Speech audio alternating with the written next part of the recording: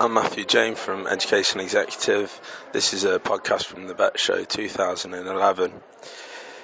In this podcast, we're asking schools how can they make the most of ICT on shrinking budgets. As budgets are tightened even further, schools will need to get creative in their ICT offering. We asked some of the leading industry experts here at the show to give their thoughts on this. First of all, we asked Margaret Allen, the Head of Training and Development at Promethean. Margaret Allen, working for Promethean as Head of Training and Professional Development. So we're asking Margaret how schools can make the most of ICT on limited budgets and obviously ever shrinking budgets, and how they can get the best use of their ICT equipment. I think it's really important for ICT to be used in the classroom, and I think teachers would do everything they possibly can to ensure that they are making their lessons interactive and multimedia rich. At Promethean, what we're trying to do is to find ways in which they can maximise their already significant investment.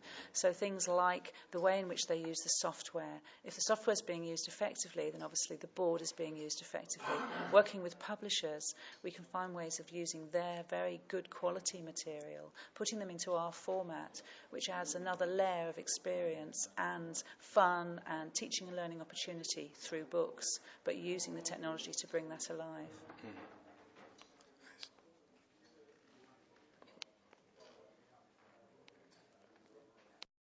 Hi, I'm Sue Burgess from Epsom. So Sue, we're talking about how schools can provide ICT on a limited budget, and the various initiatives that they can do, with ever shrinking budgets to still provide the opportunities to children. We're very conscious at Epsom that schools' budgets, are being cut and they are very limited. So we've launched a new range of interactive projectors, and what they do is combine an interactive whiteboard and a projector into the one unit. So the projector actually includes an electronic pen, which works as a mouse and an interactive pen. So you have the interactivity of an interactive whiteboard all in the one unit. So it comes as you get the mounting bracket, the projector, the interactive pen and the software, one solution in the one box at a very competitive price.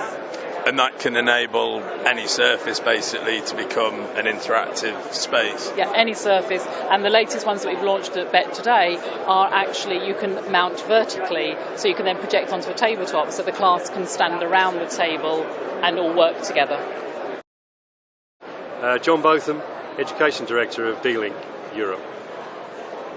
We're talking about shrinking budgets at the minute, John, and how schools can cope with what seem to be ever smaller budgets each term, and how they can cope with this but still provide the ICT experiences to children.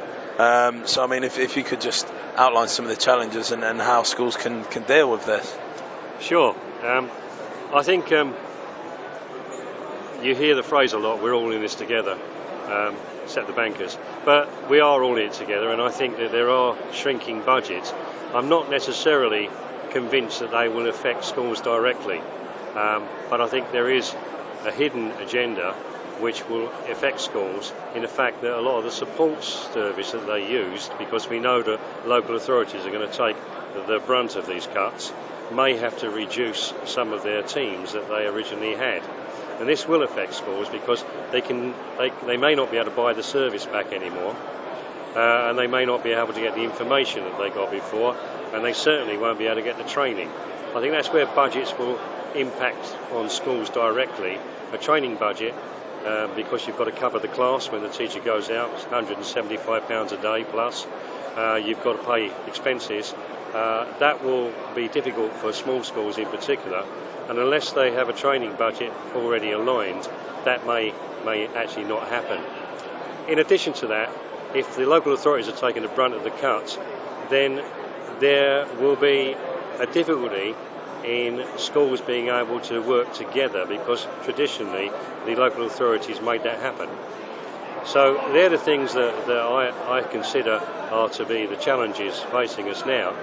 But I still see that I think it's an opportunity in the fact that a company like D-Link are already looking at a system which is producing or creating centres of excellence, which are centres in existing education establishments, be they schools or training operations or network areas and so on.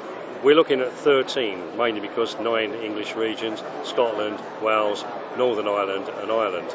So we've put those together, and Dealing will make sure that those areas have up-to-date knowledge about infrastructures, network and network training courses. They will be able to deliver them locally. We will have an educational speaker on a topic of the day to invite teachers as well. It will be a point of reference. It will be an ongoing area where schools can find out new information, and it means that Dealing will have a true national and UK presence, which I think is very important, and I think it would be very helpful to schools, especially those in rural areas. We asked the same question to Ian Curtis, who runs the Promethean business in the UK and Ireland. Ian Curtis, I run the Promethean business in the UK and Ireland. So, Ian, how can schools make the most of their ICT investments on what appears to be ever shrinking budgets within schools?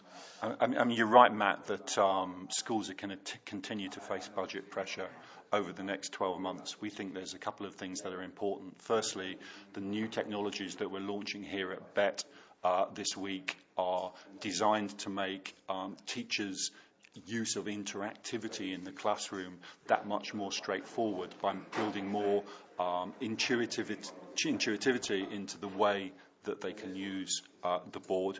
The other thing that we think is critically important is continual professional development in the classroom. We have a major program of training outreach through online training programs and face-to-face programs to make sure that teachers are really leveraging the interactive capabilities that they may already have in the classroom and making the most of those. Spending is one thing, but making sure that teachers are really getting the return from their investments, particularly their investments in interactive technologies, for us is real key to value here. So if technology is used to its full potential and staff are properly trained to use it, schools can ensure that they make the most of their investments and justify their spend in this area. We hope that you've enjoyed this podcast, and don't forget to visit stand W34 to pick up your free subscription. Stay tuned for more podcasts from EdExec live at BETT 2011.